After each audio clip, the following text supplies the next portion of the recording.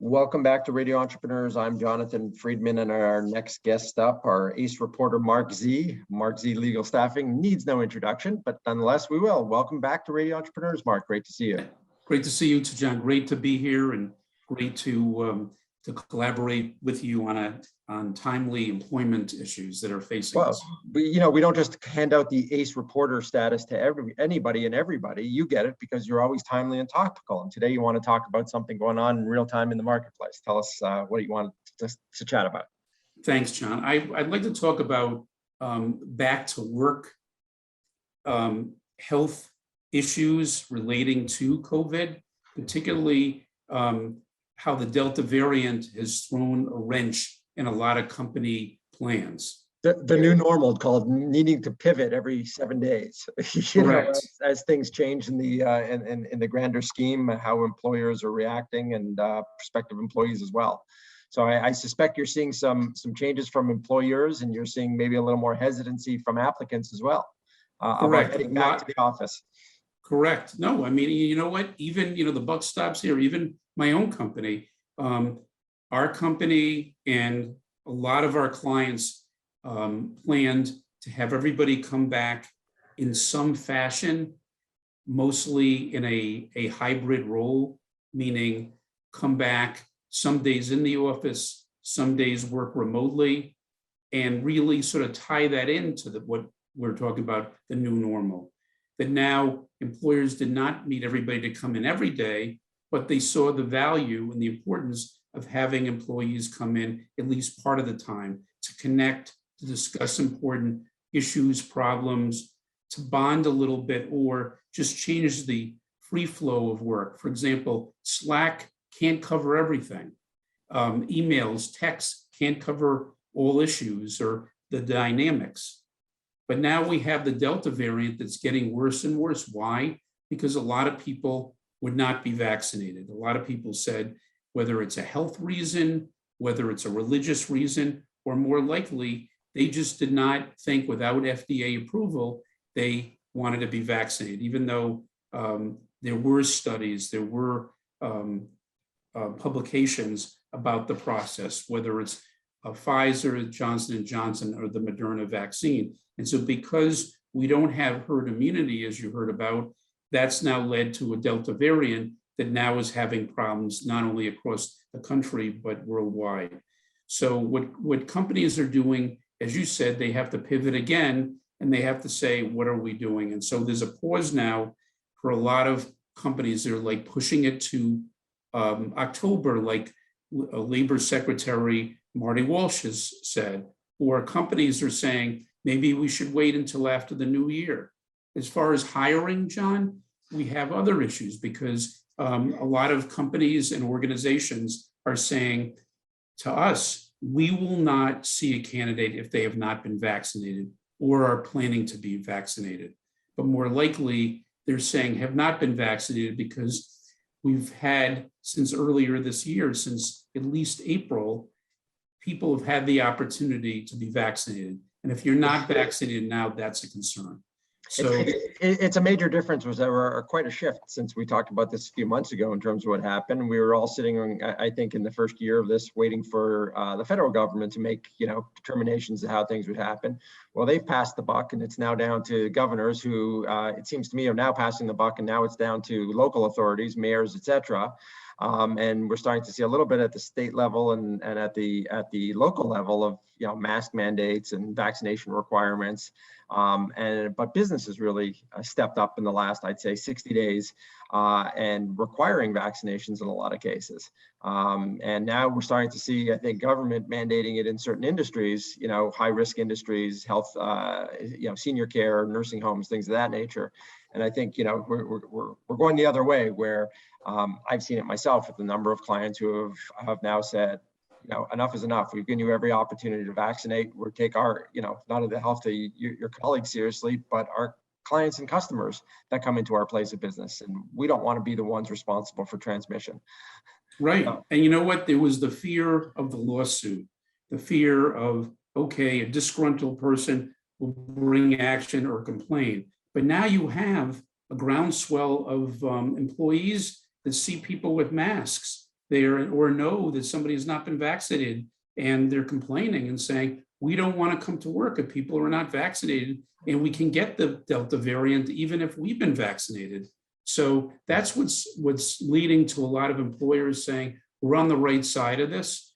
We understand your situation, but if you are not vaccinated, don't come back to work unless you have a really good reason, health reason or religious reason that you can prove, It's amazing. Speaking to your industry, Mark, I'd imagine you're going to see an uptick in desire for employment-related attorneys, because I think, to your point, we're just eventually the lawsuits catch up. We're going to start seeing some sort of discriminatory practice claims or HIPAA violations, all of the above related to people saying, I don't have to prove that I'm vaccinated to come to work. You can't prevent me from coming, or you can't terminate me as a result of. But I think that's down the road. We'll see some of that happening. But so tell us what the reality is on the ground that you're seeing in terms of employers kicking the can down the road anyways, or pushing back dates for people to come back to the office. What's the effect on prospective employees? And then what's happening from the employee perspective of those ones that, to your point, I don't want to get on public transit with the spread of Delta variant. I don't want to have to come into the office. Are you seeing another surge, so to speak, of people saying, I want to work remotely. I'm not interested in hybrid. I'm not interested in the office positions. Is that part of the demand or the request package that people are putting in? Yes, no, definitely. We're seeing candidates that have said to us, unless it's remote, I'm not interested. And so first of all, I'm not interested in moving. So we just had a situation yesterday of somebody that we had recruited, and she said that she would be very interested, but only if the firm can commit to her working fully remote. And a short time ago, she was open to hybrid, but given everything going, given her personal situation with her family, she just doesn't feel comfortable. So we're losing candidates who might be good for roles because of what's going on. Then we're also, there's a pool of people that voluntarily went out of the market and they were coming back, and now they're not going to come back. And then there's some unemployed people that are really good candidates, but for the situation with COVID last year, they would be employed. They just, when you lay people off a lot of times, as you know, John, being in your position, you have to do it by a certain groupings. So even if somebody is very good, maybe they're making a certain income, or maybe since we don't know what's going on, we're going to lay you off.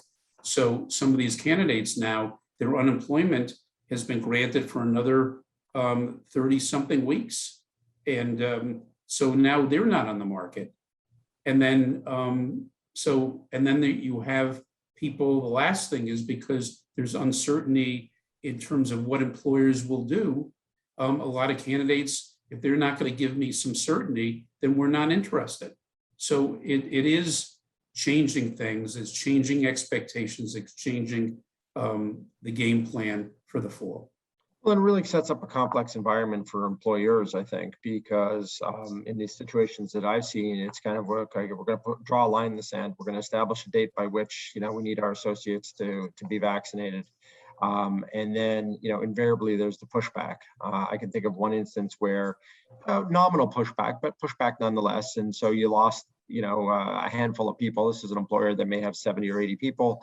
3 or 5 of them said, forget it, not interested, moving on. I think the first reaction of the employer is, well, maybe we should moderate. Maybe we should modify our stance. Maybe we need to make an exception. And then, it's sort of the pendulum swings the other way. And it's like, wait a minute, if we make one exception, then we're living in exception land. So we can't make any exceptions. And so you get this push and pull, I think, on the employer perspective of, what's the right thing to do? And I think a lot of them are digging deep into sort of their collective conscience, if you will, and saying, well, the right thing to do is to make sure that we can do whatever we can to protect people. And that's to ensure that, people are vaccinated. And, we'll muddle through trying to find people to fill the roles who are vaccinated because, well, thankfully in our marketplace, at least, we're 70, 80%, whatever that number is, depending on where you are in Massachusetts, but yeah, real problems in the South where you've got 37%, or 32%. How do you find people that are enough people that are vaccinated? Right, right. And some firms are law firms, for example, are saying you can be remote for the rest of your career. But the reality is at some point you have to go back. But the idea is going back within reason. The other factor, which we know, especially in Massachusetts, the economy is really good right now, except unfortunately, when these cases affect companies in the hospitality field, whether it's restaurants, whether it's hotels, whether it's travel companies. So that section gets really affected and contributes to a lot of other situations. So that's the balance that they keep. So really, this is, one of those themes we've been pressing for going on a year and a half now. The more things change, the more they remain the same, which is a complete uncertainty. Be ready to pivot, be ready to make decisions on the fly, be ready to take current information and make new determinations of how to handle things. But I think the theme that we've heard about is change. Be ready for it, because what you think might exist today, tomorrow could change dramatically based on new information and new trends. So always great to have you on, Marc. This is Marc Z at Marc Z Legal Staffing with an employment update. Marc, if people want to reach out to you and talk about the marketplace, talk about opportunities, talk about candidates, all of the above, what's the best place for them to reach you? What's the best way for them to reach out to you? Well, thanks, John. Well, first of all, thank you again for having me on the show. It's great, as always, exchanging ideas and current events and the dynamics of the marketplace with you. First of all, you can Google Marc Z, M-A-R-C, and the letter Z, and our company will come right up, or marczlegal.com, marczlegal.com, or 617-338-1300. Excellent. You're listening to Radio Entrepreneurs. This has been a employment update with Marc Z, the Marc Z of Marc Z Legal Staffing, and we'll be right back with another segment on Radio Entrepreneurs.